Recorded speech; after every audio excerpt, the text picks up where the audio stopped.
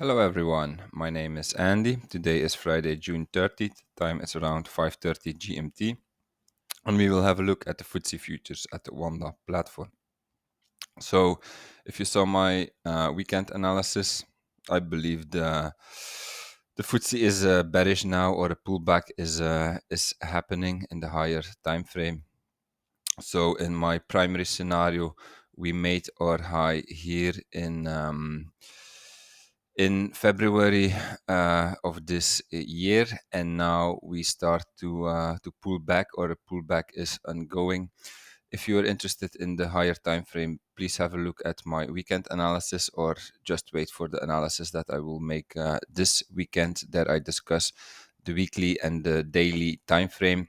But for now, I start with a 4 hour to see how we can do our trades intraday, or as swing trades.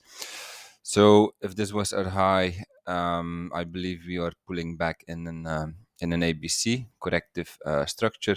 So we did a wave A to the downside, a wave B to the upside, and then our target area should become this wave C here. I start to see more structures into this, but I will discuss this in my weekend analysis. There are some things that can play out here, but for now, yeah, let's assume that we are just doing this wave C to the downside. Anyway, we are bearish now. This is the most important thing. And so we find our target for the wave C by taking the length of wave A, the length of wave B, and then the area between the 1 and the 1.618 FIB extension is where we should go before we can start moving up again. This is how I see it for now. Let's further zoom in then to the to the 1 hour. So this was here our wave B high, and so now we are working on this wave C here to the downside. We already had yeah, 4 waves that are completed, in my opinion. We had a wave 1 down, we corrected this wave 1 as a wave 2, touched the 0.5 FIB retracement, went further down as a wave 3. This is clearly an impulse. From this wave 3 area, we bounced up again as a wave 4. Yeah, an ABC structure, but we had difficulties to take a short here because it was a quite deep retracement as a wave 4. But in the end, we got confirmation that it was a wave 4. We further went down, took out this low, and so now I see this as a wave 1 of a higher degree, wave 5. So this kind of a final wave 5 we're doing to the downside. This structure looks complete. We have 5 waves down, 1, 2, 3, 4, 5. We end with divergence, and so now I think we are working on a wave 2 to the upside. And this is actually a short opportunity in my opinion. So we are bearish. If we go short, we will trade in the main direction. So this is always safer to trade like this. So now let's have a look how exactly we can do this. Therefore, we take the 15-minute time frame to have more detail. So yeah, I believe this is on my graph since Tuesday, I think, and so it's playing out, not completely. I would like to reach this area here, because this is an area where we should expect reaction to the downside. So if this is a wave 1 down, we need now a wave 2 to the upside. So this wave here, and a wave 2 is a corrective structure.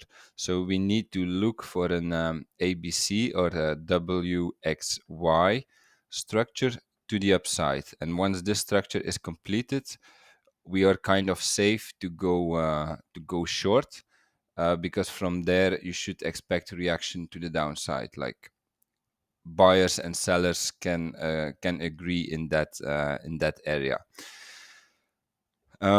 So if we need to look for an ABC structure, this was the first structure I saw here. So a wave 1 up, a wave B down, and then a wave C up.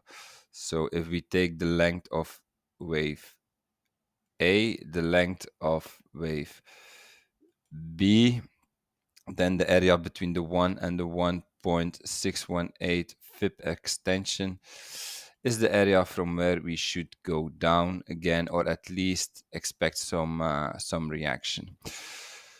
So what I want to see here is a wave C ending in this area with divergence on the 15 minutes. I want to see 5 swings up. I have to say for now, yeah, this is an ugly structure, a bit difficult to interpret as an ABC. I mean, like, it would surprise me if this would already be the ABC. I would expect a bit more, a deeper retracement actually. Like, it could be, as I see it now, that we are actually still working on our wave A, something like this. Like, no, this is not the yeah, like 1 2 3 4 5 wave A, then wave B down, and then a wave C up again. So that's a possibility, but yeah, you only know afterwards, of course, if this happens. So anyway, I would try, like, if this can be the A, this can be the B, and then this should be the C. But I would like to see from here, 5 waves. Like, if we do not have 5 waves from here as a wave C, this is really what I need to see. Like, going into this area, 5 waves that end with divergence, then I would initiate a short from here. But like I said, it could also be that we are still working on a wave A, we go down again, and we go up again as a wave C, like deeper retracement. But that's all okay, because, like, if you initiate a short here, we go down, but we go up again. By the time we go up again, you should have moved your stop loss to your entry. You will be stopped out, and then you try to catch it higher.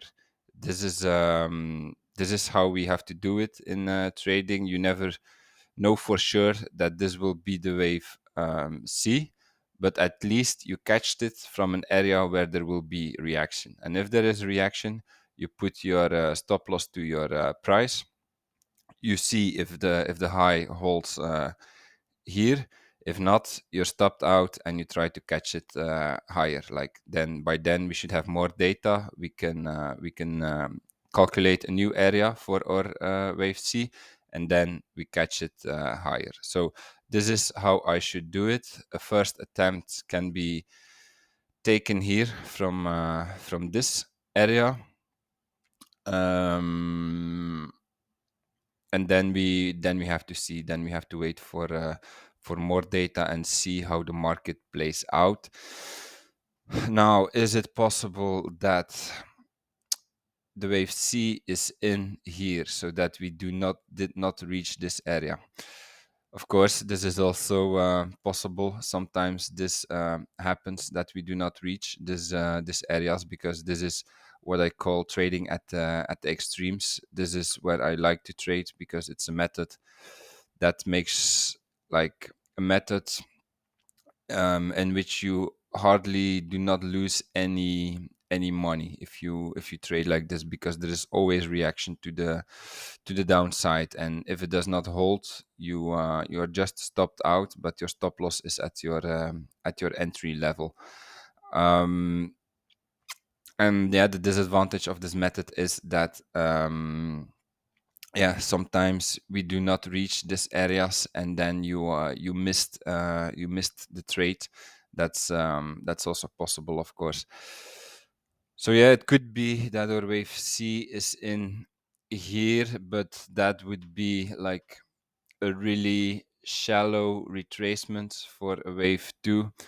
So that would mean that we did not reach the 0.5 FIP retracement. Yeah, so the 0.5 is here, and we ended up here.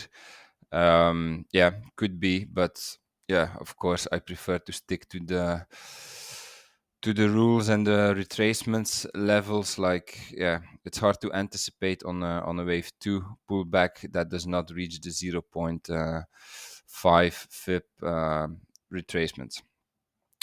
So I think a bit more patience. Let's just wait till we reach this area. Let's analyze the structure. Then, if we have our 5 waves up with divergence, and then this would mean an entry for a short. Okay, this is what I see for today. I don't think it's a good idea to go long here. First of all, we are bearish, and second of all, it could be that that our wave C is in here. So yeah, going, if this is the case, going long here, yeah, it's really not a good idea, because we would see way more downside. It would mean that we would start here at or wave 3 to the downside, and you don't want to go long in a wave 3 to the downside, because they are very impulsive to the downwards. Okay, that's my analysis for today. Thank you for watching. If you liked the video, please like, subscribe, comment to support my work, so I can further grow this channel. Have a nice day. Bye bye.